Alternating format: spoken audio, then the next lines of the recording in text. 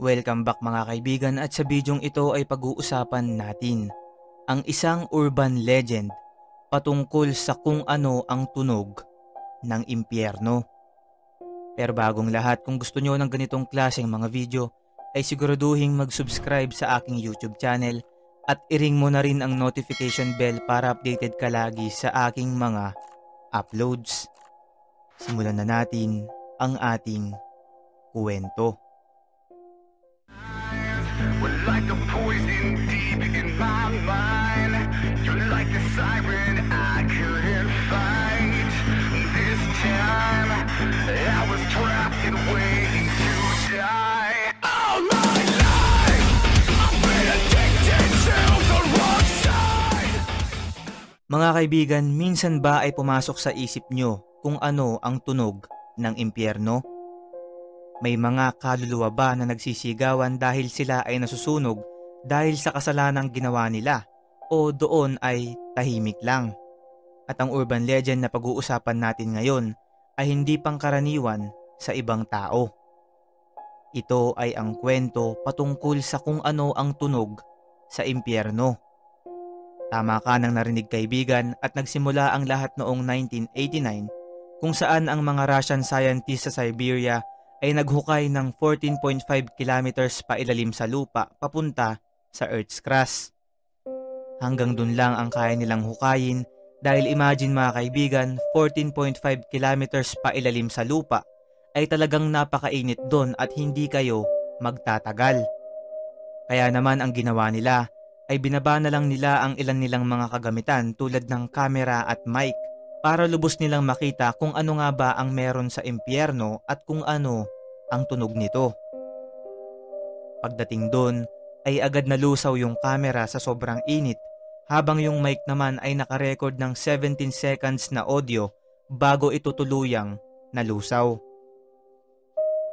Napakinggan ko na yung audio at personally mga kaibigan, ang masasabi ko lang ay talagang nakakakilabot ang mga maririnig nyo. At parang medyo sumakit pa nga ang ulo ko pagkatapos ko itong mapakinggan.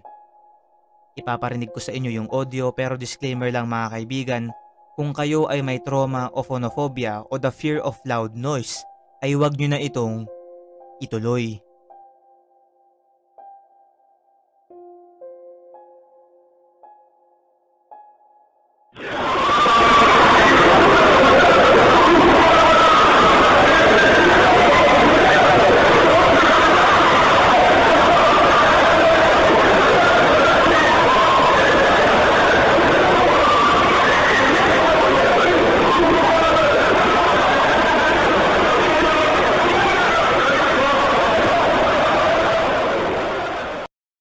Gaya nga ng sabi ko kanina, pagkatapos kong pakinggan to, ay medyo sumakit ang ulo ko at parang bumigat ang aking dibdib.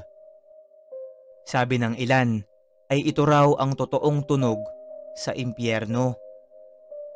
Madami sa mga scientist na kasali dun sa proyekto ang agad-agad umalis dun sa lugar pagkatapos nilang mapakinggan yung pangyayari. Yung mga naiwan naman ay nagkaroon ng mas kagimbal-gimbal na karanasan pagsapit ng gabi.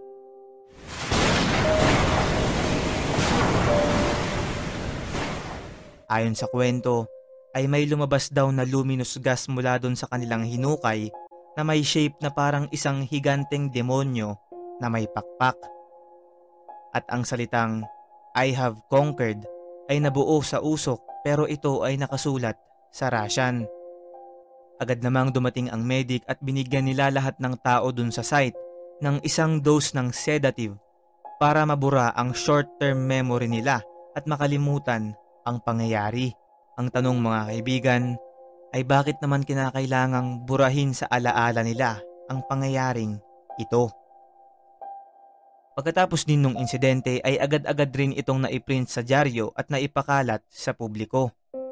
Kaya lang katakatakang ni minsan ay hindi ito binigyang pansin ng mainstream media.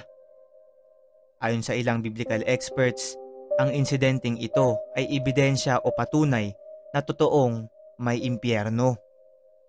Mabilis na kumalat ang kwento sa iba't ibang panig ng mundo na binigyan ng pamagat na The Well to Hell. Mga kaibigan, alam naman natin na kapag sumikat ang isang kwentong kababalaghan sa internet, ay hindi mawawala dyan ang mga skeptics o yung mga taong hindi agad-agad naniniwala. Ayon pa sa ilan na nagbigay ng kanilang opinyon, ito raw ay isang hoax, fake o edited. Sabi nila na ang sigaw na ating narinig ay isa lamang loop o paulit-ulit na piniplay. Napakarami kasing recordings ng sigaw ng mga tao sa internet at maaari itong i-edit ng kung sino man. Ayon pa sa TBN o Trinity Broadcasting Network, ay hindi raw totoong may borehole sa Siberia at wala pa raw silang drilling equipments noong mga panahong yun na kayang maghukay pa ilalim sa lupa na may layong 14.5 kilometers. Pero take note mga kaibigan, nabuo ang kwentong to at na-record noong 1989 kung saan meron lamang tayong limited equipments o software para mag-edit ng ganitong mga bagay. Mga kaibigan, meron tayong iba't ibang paniniwala at opinyon na nakabase sa kung ano ang ating relihiyon at nasa sa atin na lang kung maniniwala tayo kung totoo ba na may impyerno at kung ganun talaga ang tunog ng makasalanang lugar na iyon. Ikaw kaibigan, naniniwala ka ba na totoo ang impyerno?